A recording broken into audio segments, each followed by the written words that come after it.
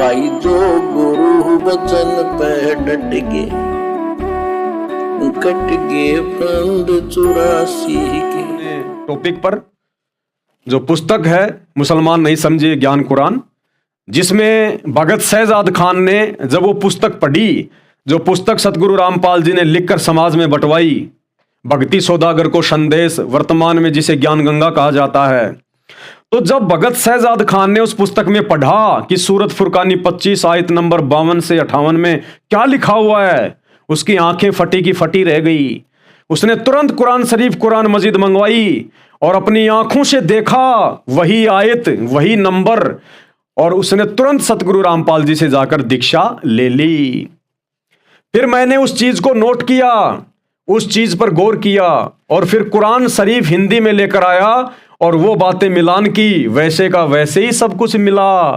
तो ये सब देखकर मेरा दिमाग घूम गया, दिमाग हिल गया भगत शहजाद खान का कि मुसलमान धर्म के मुल्ला मौलवी काजियों ने हमें कहां नरक में डाल रखा था, गहरे अंधेरे कुएं में डाल रखा था। हम तो अल्लाह के आसपास भी नहीं हैं, हम तो शैतान की इबादत कर रहे हैं, काल की इबादत कर रहे हैं। पूरा मुसलमान समाज उस डुप्लीकेट अल्लाह को ओरिजिनल अल्लाह मान के उसकी इबादत कर रहा है। फिर मैं सोचने लग गया कि यह ज्ञान और एक हिंदू समाज के आदमी के पास, कलाम पाक का ज्ञान एक हिंदू समाज के व्यक्ति के पास कैसे आया? भाई ये हिंदू समाज का व्यक्ति नहीं है, उस ओरिजिनल अल्लाह का, कबीर अल्लाह का कोई समाज नहीं है। वो तो हम झूठे समाज के रंग में रंगे लोगों को भक्ति समझाने के लिए यहां पर इंसान रूप में प्रकट होने की लीला करता है। अब किसी न किसी समाज में तो उसको प्रकट होना पड़ेगा। और सबसे पहला जो समाज है, सबसे पहला जो धर्म है यहां का, इस डुप्लीकेट अल्लाह का जो सबसे पहला धर्म है वो है सनातन धर्म। और सनातन धर्म में वेदों को सर्वश्रेष्ठ ग्रंथ कहा जाता है। इसलिए उस कादर अल्लाह ने हिंदू धर्म में प्रकट होने की लीला की, क्योंकि हिंदू समाज ज्यादा बड़ा है, हिंदू समाज ज्यादा है। वो लोग जल्दी से उनकी बातों को स्वीकार करेंगे और उनके फॉलोवर बनेंगे। फिर धीरे धीरे दूसरे समाज के लोगों को भी समझाया जाएगा। क्योंकि मुस्लिम समाज में जितनी धर्म के प्रति जो कट्टरता है वो हिंदू समाज में नहीं है। ईसाई समाज के लोग इतनी जल्दी से नहीं मानेंगे क्योंकि शैतान का प्रभाव ज्यादा है। मुसलमान धर्म के लोग इतनी जल्दी से सच्चाई स्वीकार नहीं करेंगे क्योंकि शैतान का प्रभाव ज्यादा है। लेकिन हिंदू समाज में इतनी धर्म को लेकर ये कट्टरता नहीं है। इसलिए वो ओरिजिनल अल्लाह, कबीर भगवान सतगुरु रामपाल जी, उन्होंने हिंदू समाज में एक मनुष्य रूप में प्रकट होने की लीला की। कलाम पाक का ज्ञान एक हिंदू समाज के व्यक्ति के पास कैसे आया? फिर धीरे धीरे मैं उस पुस्तक को दिन रात पढ़ने लगा। एक दिन मैंने निर्णय कर लिया कि अब से मैं जब भी दुकान खोलूंगा तो पूर्ण परमात्मा संत रामपाल जी महाराज का नाम लेकर ही खोलूंगा।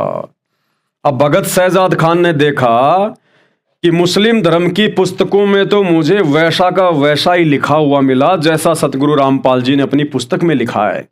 तो ये तो क्लियर हो गया कि मुस्लिम धर्म के लोग डुप्लीकेट अल्लाह की इबादत कर रहे हैं। उस डुप्लीकेट अल्लाह को भी उस ओरिजिनल अल्लाह के बारे में नहीं पता।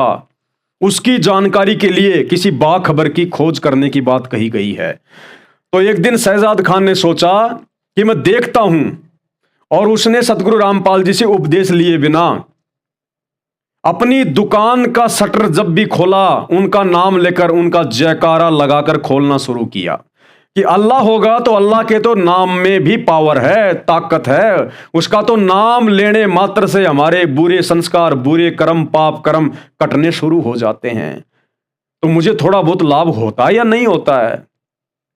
मैंने 22 साल तक मुस्लिम धर्म की जो साधना की, जिससे मुझे 1 टके का भी लाभ नहीं हुआ। अब देखता हूं सतगुरु रामपाल जी का नाम लेकर मैं अपनी दुकान खोलता हूं। अगर वास्तव में यही रहम दिल अल्लाह है, रहमत वाला है, बड़ा मेहरबान है, तो जरूर मुझे कुछ न कुछ तो लाभ देगा, मुझे कुछ न कुछ तो साथ देगा, मेरे विश्वास को बढ़ाएगा। तो उसने अपनी दुकान का ताला खोलने से पहले सतगुरु रामपाल जी महाराज का, यानी पूर्ण परमात्मा अल्लाहू अकबर का जयकारा लगाना शुरू कर दिया। नया नया हॉस्पिटल था तो मैं जब भी दुकान खोलता था तो संत रामपाल जी महाराज का नाम लेकर खोलता। फिर धीरे धीरे संत रामपाल जी महाराज जी की दया से मेरी दुकान भी प्रोग्रेस होने लगी। नाम दीक्षा लेने के बाद जब मैं संत रामपाल जी महाराज के दर्शनों के लिए गया तो मैंने कहा कि मालिक, मैं इतने दुखों से उबरकर यहां पर आया हूं, आया नहीं लाया गया है। ये हमारी कमजोरी होती है, ये हमारी नादानी होती है जो हम इस प्रकार की बातें उस अल्लाह के सामने करते हैं। आया नहीं, जीव की औकात नहीं है कि वो अल्लाह के दरबार में आ जाए।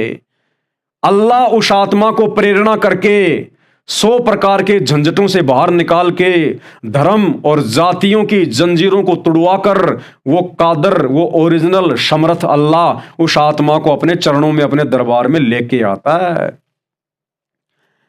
तो क्या कहा भगत जी ने? तो मैंने कहा कि मालिक, मैं इतने दुखों से उबरकर यहां पर आया हूं। तो परमात्मा ने मुझसे कहा, किसने? सतगुरु रामपाल जी ने कहा कि करोड़ों के ऊपर से तेरे को मेहर हुई है, यानी करोड़ों मुसलमानों में से तेरे ऊपर मैंने मेहर की है, तेरे ऊपर। और तेरे माध्यम से ना जाने और कितने मुसलमानों को अपनी शरण में लूंगा, उनसे सच्ची इबादत करवाऊंगा और उनको अपने साथ, अपने पास 7वें आसमान पे सतलोक में लेके जाऊंगा। तो गुरुदेव भगवान ने कहा कि करोड़ों के ऊपर से तेरे को मेहर हुई है और कहा कि बेटा इस भक्ति पर डटा रहे, यानी इस सच्ची इबादत पर रुके रहना। और अगर मर्यादा में रहकर भक्ति की, मर्यादा यानी जो नियम, जो मर्यादाएं गुरुदेव के द्वारा हमें बताई जाती हैं, ये मांस मिट्टी को छूना भी नहीं है, जीव हत्या भी नहीं करनी है। उन जीवों में उस अल्लाह की रूह निवास करती है और अल्लाह की रूह को मारकर खाने वाला तो राक्षस है, राक्षस। वो ओरिजिनल कादर अल्लाह कभी भी उससे प्रसन्न नहीं रह सकता, उसको तो दोजक की आग में डाला जाता है। कोई नशा नहीं करना, कोई ब्याज नहीं लेना, अन्य काफिरों की तरह किसी की पूजा पाठ नहीं करनी, केवल अपने सतगुरु के अलावा, अपने कादर अल्लाह के सिवा। तो कुछ नियम है, ये नियम जब आप उनके सत्संग सुनेंगे, जब आप उनसे उपदेश लेने की सोचेंगे, उस समय आपके सामने आ जाएंगे। और अगर मर्यादा में रहकर भक्ति की तो जिंदगी में तू एक दिन वह मुकाम पा जाएगा जो तूने कभी सोचा भी नहीं होगा। ये कादर समर्थ अल्लाह के वचन हैं, 7 वचन पलटे नहीं चाहे पलट जाएं ब्रह्मांड, और ये उनकी प्रत्येक आत्मा के लिए हैं। ये जरूरी नहीं कि मुसलमान धर्म का व्यक्ति आएगा तो वो मुकाम पा जाएगा, सभी मुकाम पाएंगे, चाहे कोई किसी भी धर्म का हो, किसी भी जाति का हो। सतगुरु रामपाल जी इस पूर्ण अल्लाह के लिए कोई धर्म नहीं, कोई जातियां नहीं, उनका तो केवल एक ही नारा है, जीव हमारी जाति है, मानव धर्म हमारा। हिंदू मुस्लिम सिख ईसाई धर्म नहीं कोई न्यारा।